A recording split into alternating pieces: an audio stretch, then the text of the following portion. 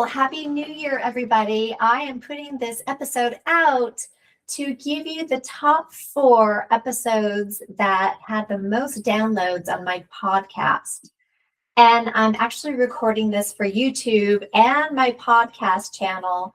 My podcast is Reverse Multiple Sclerosis. And I started doing these podcasts in March. And I've downloaded over 60 to help you all heal from MS. I've given you lots of information. It's my passion to help as many people as I can to let them know that they can heal holistically. And it's been exciting for me. Just a couple weeks ago, I hit my 3,000 downloads. And knowing that, it's giving me information that you like what I'm putting out. But it's just my passion to help people reverse their MS symptoms. Your doctor, unfortunately, won't tell you this, that it's possible to do. And I've got a 12-week program, and I help people go through it and heal their MS. So anyway, here's the 4 snippets that I'm going to give you today on the 4 most popular episodes that you downloaded in 2025. Number 1 is episode 101, and that was the first episode I put out. And you get to hear me talk about my own story and what happened to me and how I healed. So the second most downloaded episode is episode 106. And that is me interviewing my friend, Susan French, because last year I put on an autoimmune summit and I interviewed about 14 people who have deep smarts in healing autoimmune diseases. So you'll learn about how stress is a big factor and a catalyst for getting MS. My third most downloaded episode was episode 143. And this is me talking about the top 9 causes for getting MS. And then the last most downloaded episode is episode 154. And I talk about what are your daily habits to help heal your MS. So I hope this is helpful. I want to wish everybody a happy new year. And thank you so much for listening. And just know that you can heal.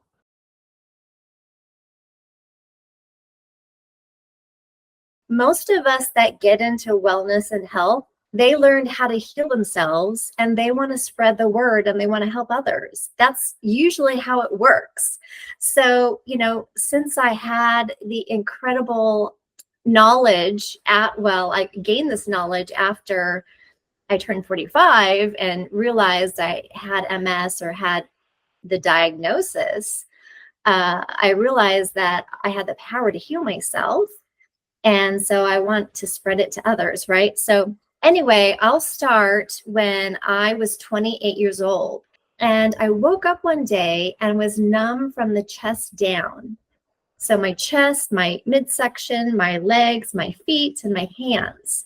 And when I walked around, it was like pins and needles. So if you've ever had, your foot fall asleep and you walk on it, you know how uncomfortable that is. It feels like pins and needles. Well, it was like that for me for 30 days. So what I did was my mom was a prior nurse. And I remember calling her in California and saying, Mom, this is what's happening. What do I do? And she said, well, I want you to see a neurologist. Well, I did that. And in his office, he gave me a bunch of physical tests, right? Like he had me walk in a straight line. He had me, touch my nose, had me do some other like eye tests, like looking at certain things. And, after he did all that, did not have an MRI at that time, but he asked me, he said, well, are you curious what you might have? And I said, yes. What do you think's going on with me? And he said, well, if I can bet on it, you probably have multiple sclerosis. At 45, I woke up again and I had a blind spot on the side of my left eye. And I remember talking to my husband about it and he goes, well, go to the eye doctor, figure out what it is. And I said, okay. So I did that. And, he figured out that I did have that blind spot in my eye. And so I asked him again, like, what do you think's going on? And he said, well, there's three things you can have, A, B, or C. I don't remember A or B, but I remember what he said for C. And he said you could have MS. Anyway, after that, I was handed off from doctor to doctor. Then I went to a neurologist again. And this time the neurologist said, well, let's rule some things out and get an MRI test for you and get some blood work done. A couple days later, I went back in to get the results, and I had lesions all over my brain. I was in shock. She said, all right, I want to get you on a steroid drip. And a couple of days after that, I ended up with a severe migraine headache. It was awful. I felt like somebody hit me in the back of the head with a sledgehammer. Also at that time, I had all these other symptoms that came out. So I had numbness in my legs, numbness in my hands came back. I had severe fatigue. I just wanted to sleep all the time. And I had brain fog. So I was in bed. I can't do anything. I'm in bed. I'm in pain. I'm really in pain. During that time, you get curious. You're like, okay, what is going on with me? So I had my laptop in bed trying to figure out what's going on and just trying to search any information about MS that I can find. And so after some searching, after a couple of days, I came across Dr. Walls's TED Talk. And she wanted to learn more about this, about how nutrition and diet could help her. So she started being a guinea pig on herself, and she healed herself, And so after I saw the TED Talk, I thought, oh my God. I mean, this was a eureka moment for me. It was an aha moment. And I thought, how come I don't know this? How come people don't know this? Why are we not educated on this? This is insane. Like I said, I was strict with myself because I knew that as soon as I can start eating these foods that my body needs, I could heal myself quickly, right? That's what I wanted. And I've got to tell you that after about 6 weeks, most of my symptoms dissipated. They disappeared. And the symptom I still had for a while was the blind spot on my left eye. And I kept eating like this. It was very difficult at first, I got to tell you. But I started making all these recipes that tasted good. So basically a paleo-based diet was what I was eating. I created my own recipes. And so it took a couple years, but I developed a cookbook, and it's on Amazon, and it took about 2.5 years to do. So, being a realtor, I would come home, or on weekends, I would make recipes, and I would just, make smoothies or, salads or, desserts like brownies made out of sweet potatoes. And then I learned like what kind of sugars I can have instead of regular sugar, right? Like coconut sugar or honey. Those are my staples. The reason I did it was I wanted people to know that healthy food can taste really good. So then about a year later, or after my cookbook came out, and I was still a realtor at that time. And a lot of people knew I was working on this book, and I had a book launching party, and I sold 100 books that night to all of my colleagues and my friends because they knew what I was doing. And that was a really fun night. But then I had this other idea, and I wanted to interview people that had also healed their disease, and this is MS only, naturally, either with food, and that's a biggie, everybody. Food, diet is so, so important. And then, exercise, getting out in nature, grounding or earthing. I didn't know about that. That was something new to me. Also trauma, like healing trauma. I had some childhood trauma I didn't know was trapped inside of me. I had to work that out.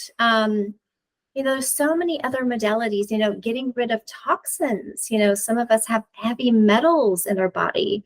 I was using an underarm deodorant that had aluminum in it. This is the other thing I want to say. So out here, the CDC, which is the Center for Disease Control here in the US, on their website, they say that 60%, 60% of adults have at least one chronic disease.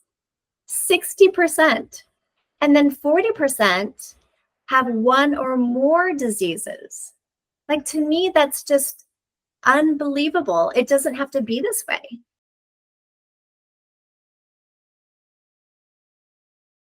I am going to introduce Susan French. Not only is she a really good friend of mine, but she is very intelligent, and she has a lot to say today about how stress can hinder our wellness. So she is a functional nutrition lifestyle practitioner and also a certified functional nutrition counselor. So thank you so much for doing this with me, Susan.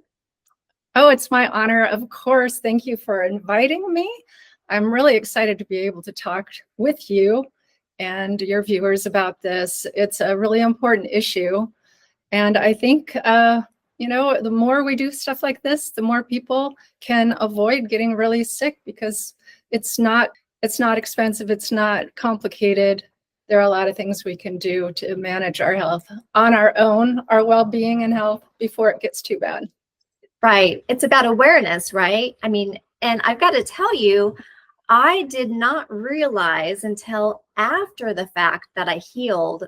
Well, I healed all my symptoms, but then I realized I still had healing to do. Even though I didn't have symptoms, I had some childhood trauma that I had to get over.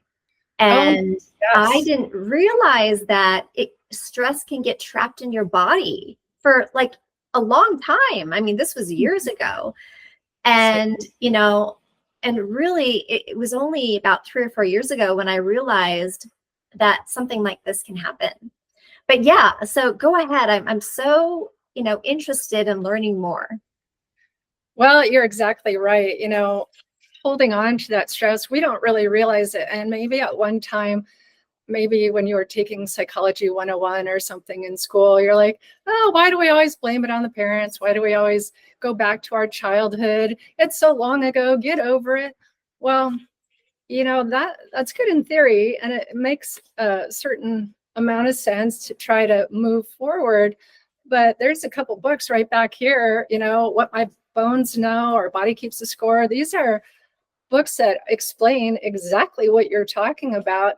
Our early childhood experiences can affect us for the rest of our lives. And why is that? Well, the human brain is very slow to develop.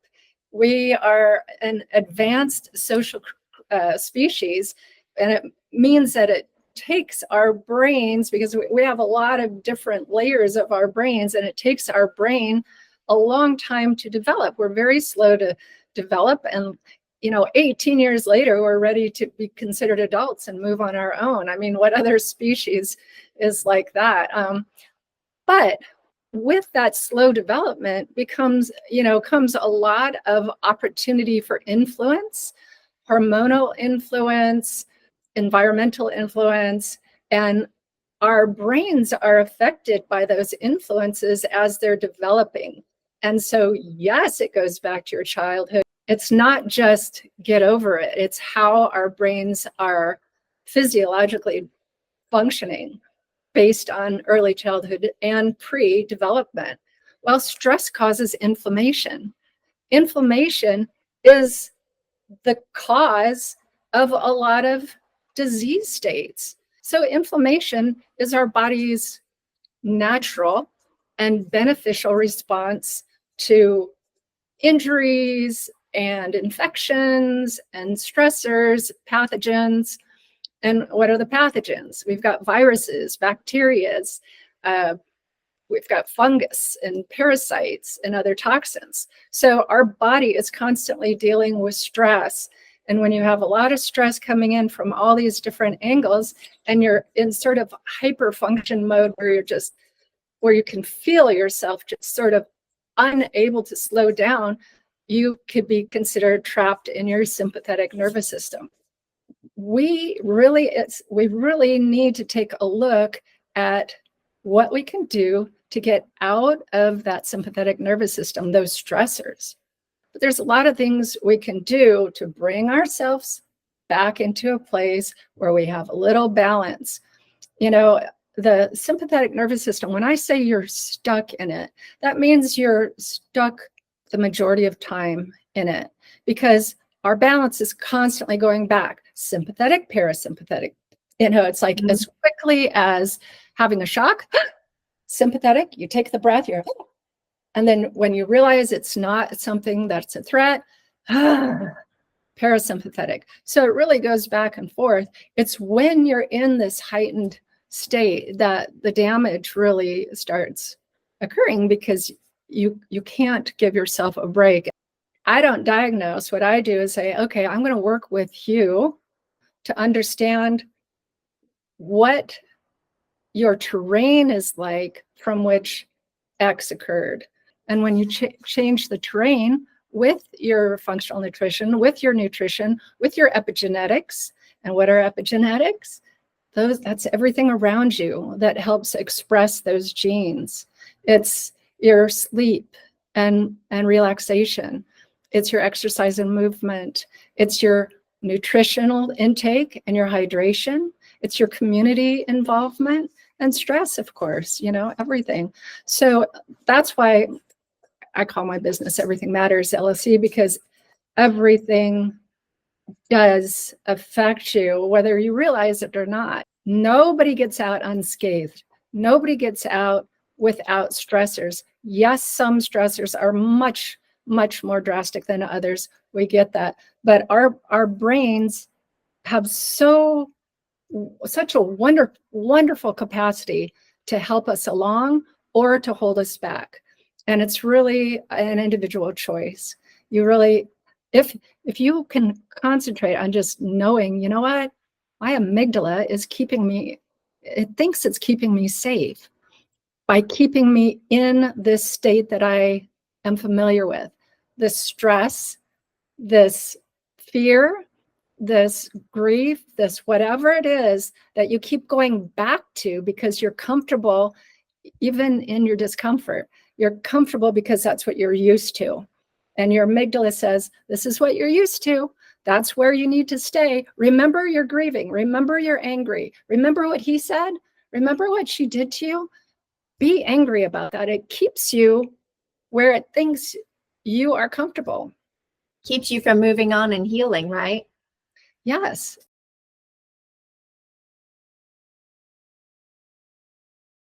I want to talk to you today about why we get multiple sclerosis or other autoimmune diseases.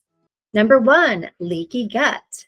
What is leaky gut? This is a big reason why people get autoimmune diseases. And leaky gut means that there are toxins that have been going through your digestive system. This can be food like gluten, dairy, too much sugar. This could be trans fats or seed oils. This could be chemicals from processed foods.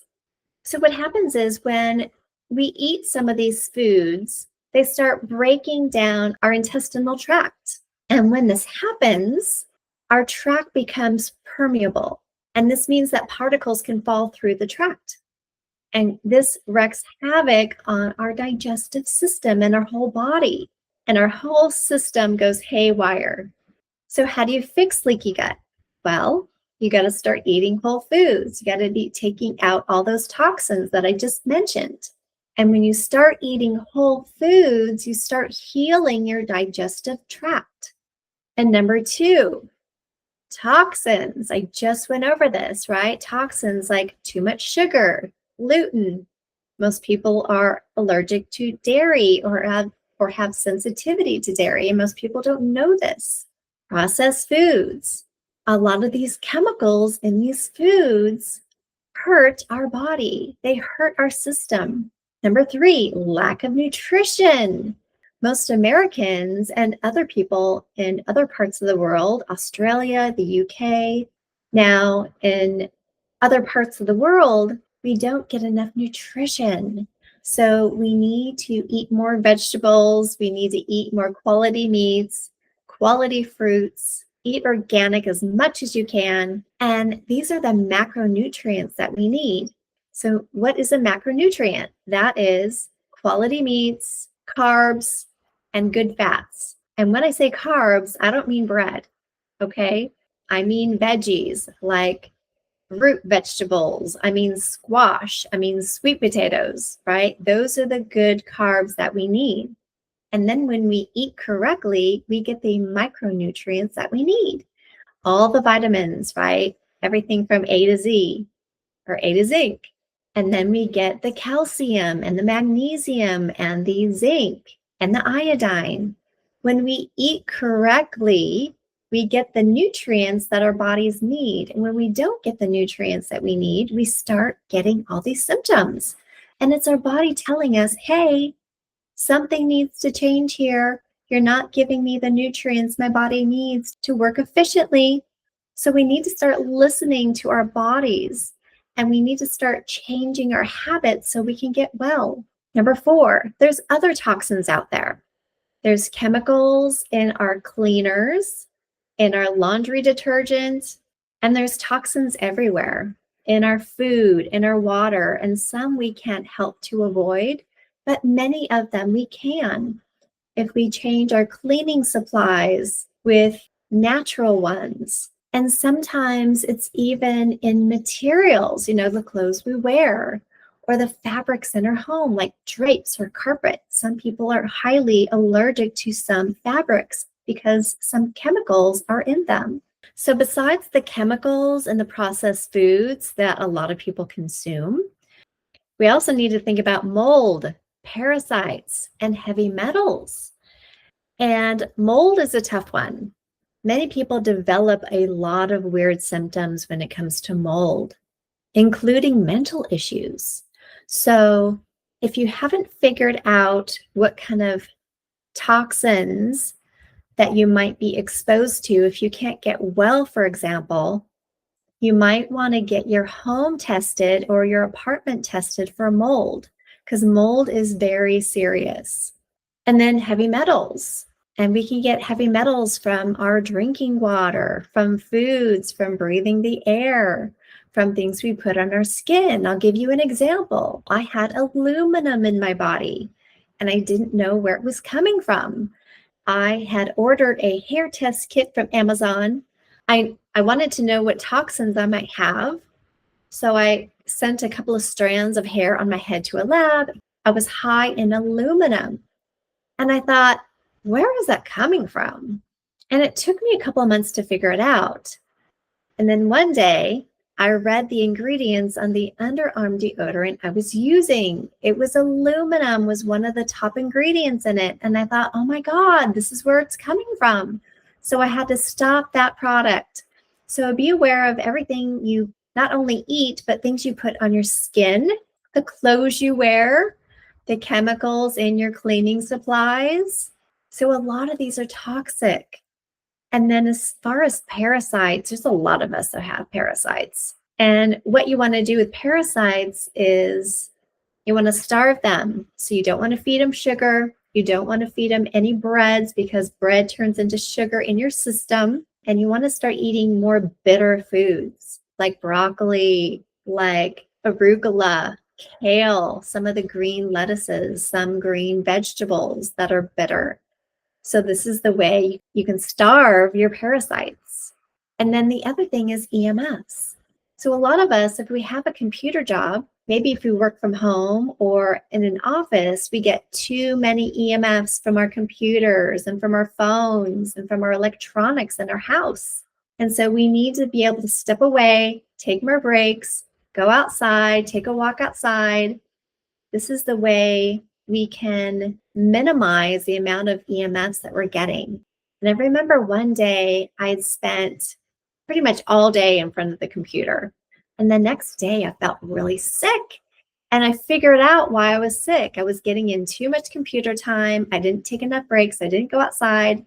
So just be mindful of that as well. So number 5, another toxin is toxic relationships. And I've talked about this.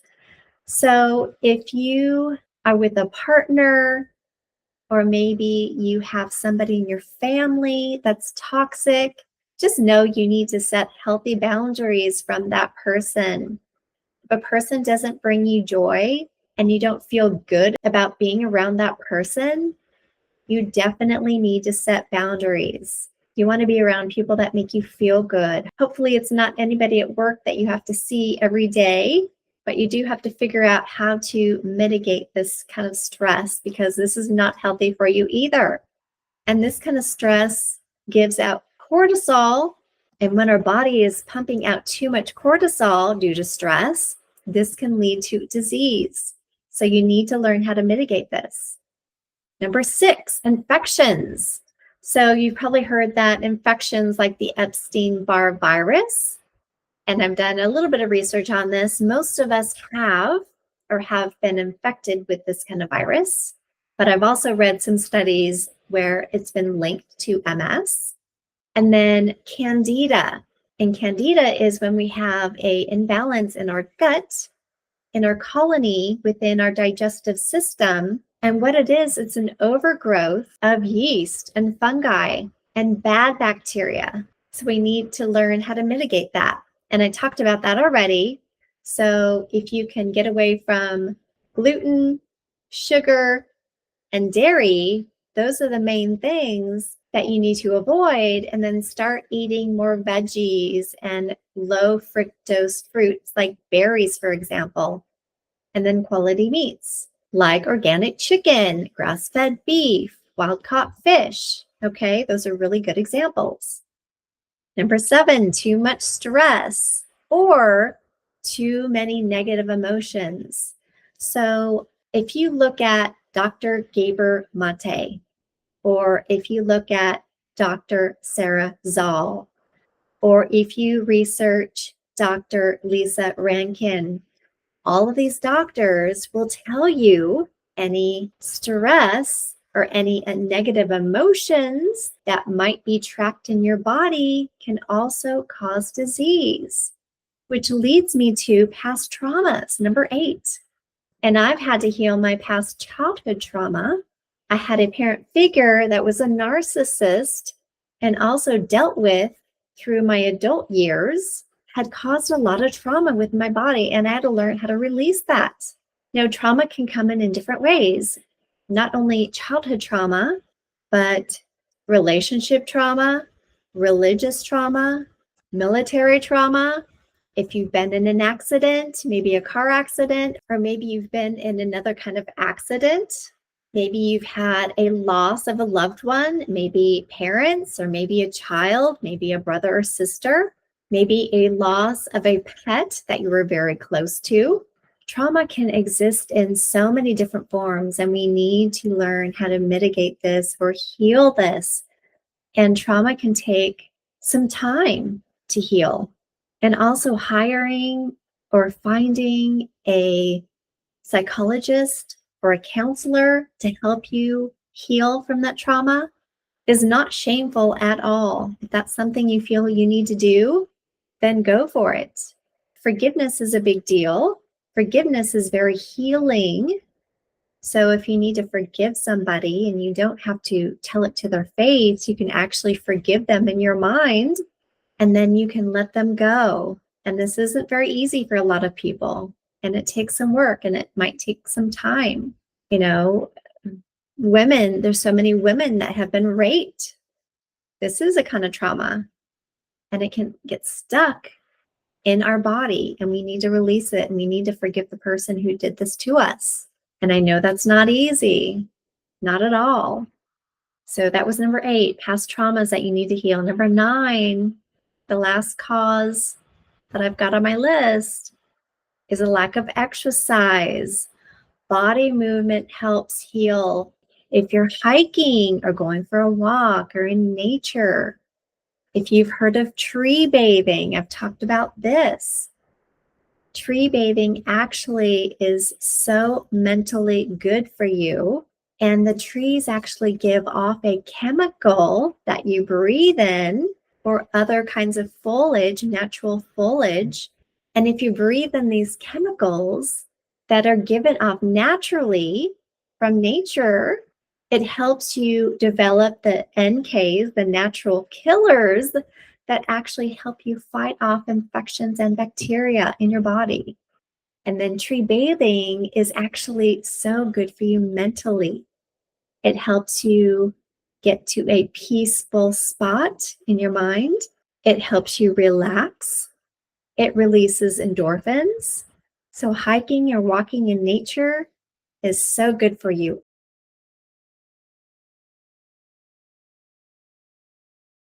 What are your daily lifestyle practices to help you heal your multiple sclerosis? You can heal, but there's a lot of changes that you probably need to make. So there's 4 pillars of health. But number 1 is diet. Number 2 is exercise. Number 3 is mental and emotional wellness. And number 4 is self-care. And so I'm going to be going over these one by one and explain a little bit more in depth what all these entail. So number 1 is diet. So when I was diagnosed with MS over 10 years ago, I had no idea that diet would help heal my MS. And diet is so critical. You know, doctors, our typical Western doctors, don't go to school and learn about diet and lifestyle. They learn about the body. They learn about different parts of the body. They learn about different diseases, but they don't learn about root causes. And they barely, if at all, get education on diet. Many times it's an elective course, and it's a tragedy, but it's going to change. Eventually, our medical system is making changes right now, but they're slow. So it's going to take a while before our broken medical system gets on board and helps people with health care, not sick care, because that's what our American medical system is doing right now. It's not about preventative. It's about treating illnesses with pills and injections. And it's sad because that's doing more harm than good to all people. Now, we need drugs. We need drugs for, when we break a bone, when we need surgeries for that kind of thing. That's when we need meds, but we don't need meds for diseases. We don't. We can heal them naturally with diet and lifestyle. All right, so I'm going to get into diet. And it's not entirely our fault. We've been fed a bunch of lies, including our government. So if you guys remember the food pyramid, when that came out, the last bottom part of the pyramid said that we needed 6 to 11 servings of grain every day. And that is a bunch of malarkey. We can lead healthy and robust lives without dairy or any kind of grain. What we need is our macronutrients. We need our protein, we need our carbs, and I don't mean bread, by the way, I mean vegetable carbs and fruit. And we need good fats. And that's another thing that we've been lied to over the years. Remember the low fat phase? This was kind of late 90s, early 2000s, when we thought, because this was marketing, that we thought we should stay away from fat. But we need good fats. This is coconut oil. This is olive oil. This is ghee, Ghee. This is clarified butter that's good for you. There's many good fats that you can add into your diet. And we need these fats because our body can't function without it. Our brains are mostly fat, and we need fat to feed ourselves. We've been getting the wrong information for so long.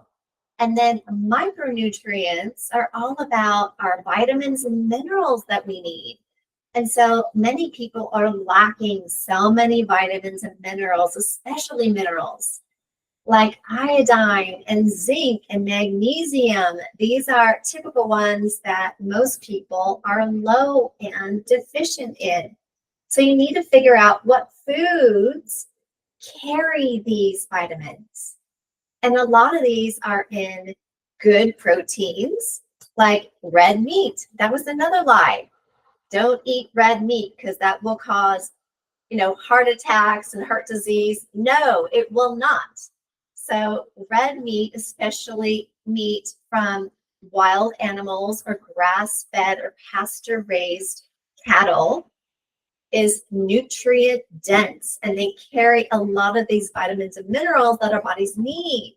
Organic chicken, wild caught fish, these are really good proteins that we need.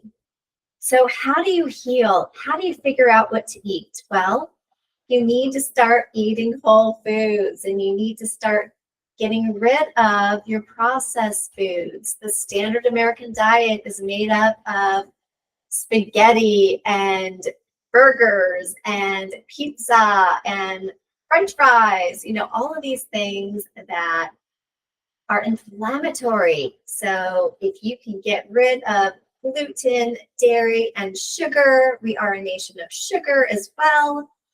And your typical American gets 17 teaspoons of sugar per day. And that is not sustainable. Our bodies cannot handle that.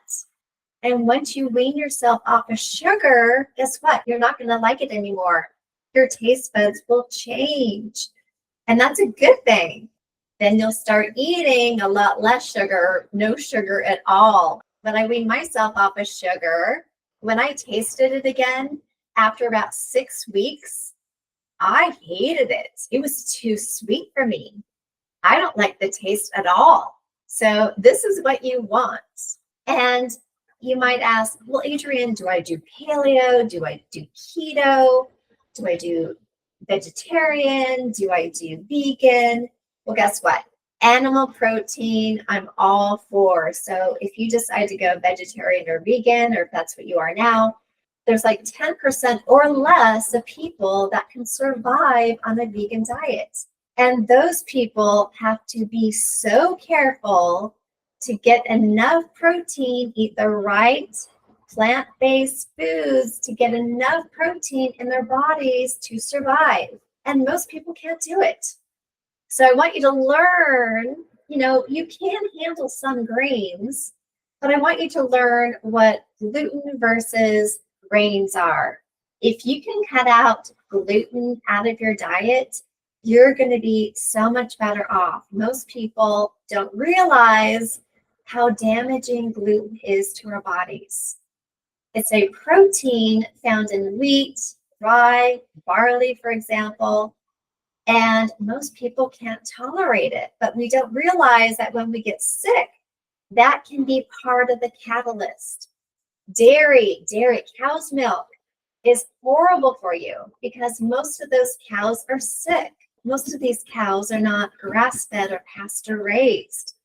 They are fed a bunch of garbage like corn or oats. These are things that cows do not eat. So these are things that cows don't eat. So when we eat or when we consume milk from sick animals, guess what?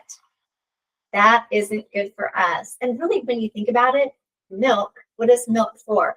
Milk is for that mammal's young. So how is it that we as humans drink cow's milk? And by the way, when we get to a certain age, when we get to about 3, 4, 5 years old, we can't process dairy anymore. And that's when we start weaning off of milk from our mothers. So that's another reason why we can't handle dairy. It's not sustainable and it's not healthy for you. And then sugar, I already talked about that. So if you can wean yourself off of sugar, you're going to do so much better. So I want you to learn what a good fat is versus a trans fat, what a grain is with gluten and without gluten. I want you to learn how much protein and veggies you need to live a healthy life. I took a year-long course in learning all of this. This is how I got certified as an integrative nutritional health coach. And not only did I heal myself, but I help people do this. People are amazed at how much they learn during my 12-week program. And you can do that too. So the second pillar of health is exercise. We live in a sedentary lifestyle now. It wasn't like how it was when I was a kid. When I was a kid, I used to go outside and play with all my neighborhood friends, like all day long, like in the summer. Like I never used to go home until the street lights came on. And man, did we have so much fun. We didn't have cell phones. We had bikes. We had Barbies. We had army men. We had matchbox cars. And we got dirty. And today's society also kind of teaches you that getting dirty is bad, but there are actually really healthy soil microbes in the dirt that are really good for you. So like gardening and getting dirty is really healthy for you. And then getting outside, exercise, you just need to move your body every day. You can do that at home. You don't have to join a gym. You can go on more walks. Getting outside is really important because you want to get sunlight on your skin. You want to get that vitamin D. Now, of course, you're going to need a vitamin D supplement because most of us can't get enough vitamin D from the sun or food. Even us healthy people, I take my vitamin D with K2 every day because the K2 helps absorb that D3. I take lots of other vitamins and minerals too, and I make sure I get a lot of those through the food I eat. But move your body every day. It's also important to ground yourself. I am talking to you and I have my feet on a grounding pad right now, and I'm getting health benefits from talking to you right now. So what happens is the negative ions from the grounding device, or when you're outside in your bare feet walking on the grass or walking on the ground, you get these negative ions that come up through the ground and into your body, and it balances out your body and it reduces inflammation. There's been scientific research on this. I have a book called Earthing. There's a movie called Earthing or Grounding, and just Google Earthing movie and you will find it. It's pretty darn incredible. So sleep on earthing sheets or grounding sheets. I do every night. That is going to help you. But getting outside, there are chemicals, natural chemicals in trees and foliage. And when they give off these natural chemicals, we breathe them in. And guess what? They create NK cells, natural killer cells. And guess what these cells do? They help fight off disease. So the more you can get out in nature or go walk in your neighborhood where there's lots of trees and foliage, the better it is for you. The third pillar of health is emotional and mental wellness. And I didn't learn about this, and I'm going to be honest, until after I healed.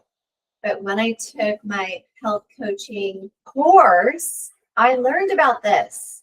And too many negative emotions or past traumas is most likely a catalyst for your disease, believe it or not. I was shocked when I learned about this. And then I had a friend who told me, they said, Adrienne, you have a pretty traumatic and tough childhood. I really didn't believe them at first, but then I really sat back and thought about it. And I realized that I did have childhood trauma. I had a mother who was a narcissist, and anybody who has dealt with a narcissist, you know how traumatic that can be, especially if you spend a lot of time with this kind of person. And I had to heal myself.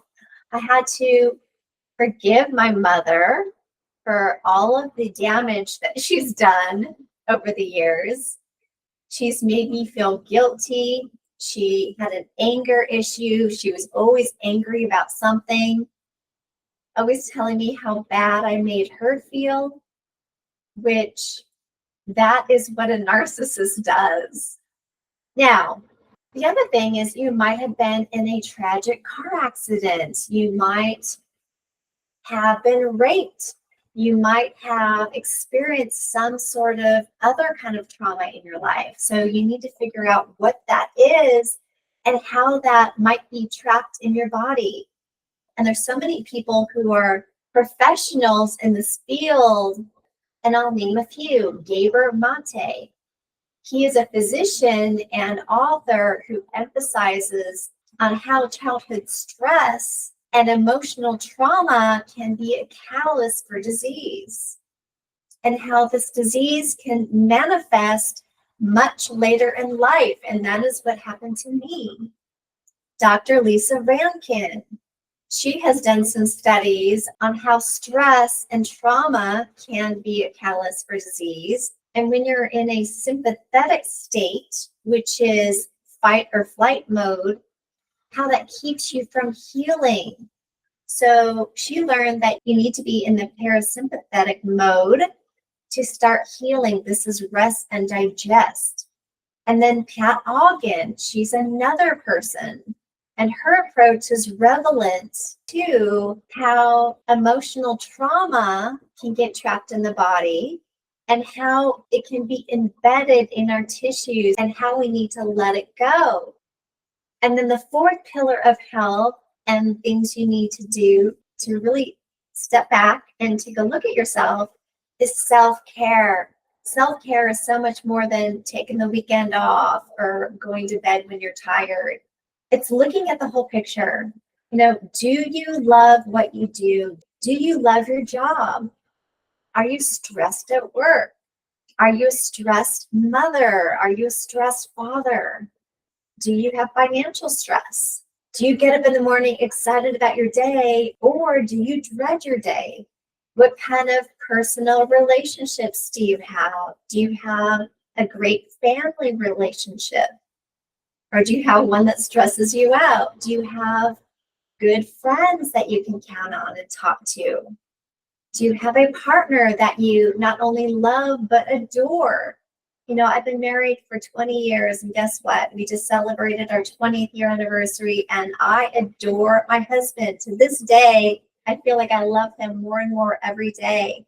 You know, I hope for you that you're in a relationship like that.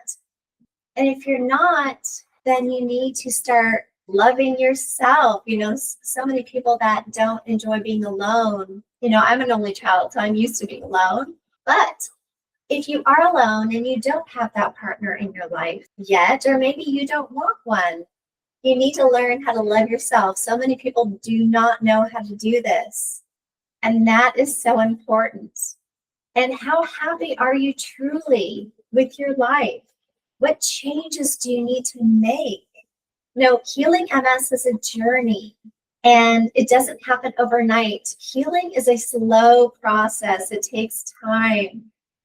And even after 12 weeks, most people are not totally healed after 12 weeks. Now,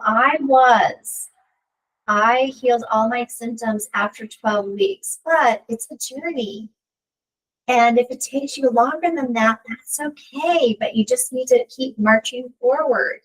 And we can all heal naturally, you know, and if you are on meds, and I've talked about this, the meds are not helping you. And your doctor has been trained to tell you that if you don't take your meds, your disease is going to get worse. But that's only if you don't change any of your daily habits. So I've weaned lots of people off of drugs. So if you've made some changes, you know, to your diet, your exercise, your mental wellness, and your self-care, and you still have symptoms, gosh, reach out. I can help you figure out what you need to change. There's so much to it. And I can help you do this in the most effective and efficient way so that you can heal 100%. We all have this ability. Our bodies have this intelligence it knows what to do if we just give it the right environment to thrive in and to heal in.